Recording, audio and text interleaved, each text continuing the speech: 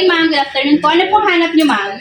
Naghahanap kasi ako ng anniversary gift at nakita ko kasi sa Facebook yung post mo, yung video na about sa Magic Mouth. Ay wow, talaga ma'am. Nakita mo talaga yung post namin sa Facebook. Tamang-tama ma'am, yun yung pinaka-bestseller namin na mag dito po. So, ilang piraso po ba ma'am? Kailan mo kailangan? Dahil, need ko kasi siya today. Isang peraso lang naman para sa anniversary date namin ng mister ko. Ay, isang piraso lang pala ma'am. Kayang-kaya today ma'am once ma-send mo agad ngayon yung design mo or yung picture po na ilalagay po natin sa mug. So, bali ito kasi yung Magic Mug namin. So, bali, kung mapapansin nyo ma'am, plain black lang siya. Pero once na pag nilagyan siya ng mainit na tubig, saka pa lang po makikita yung design niya ma'am. Oo, nakita ko nga sa video. Ang cool nga niya, kaya mismo talaga pumunta ako dito. Okay po.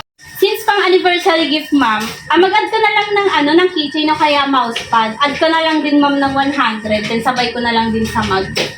Sige, talaga ba? Parang mas nakatipid ata ako niyan. Kasi parang hindi lang yung dala-dala ko. Mayroon pa akong mousepad. Meron pa akong keychain. Bali, total mo ma'am is 350 po. Bali, kung gusto mo ma'am, mag-wait ka na lang ma'am sa cafeteria namin, then i-priority ko yung order mo ngayon para makuha mo rin today. Sige, kunin ko na itong 350 pesos. Tapos, wait na lang din ako. Thank you ma'am.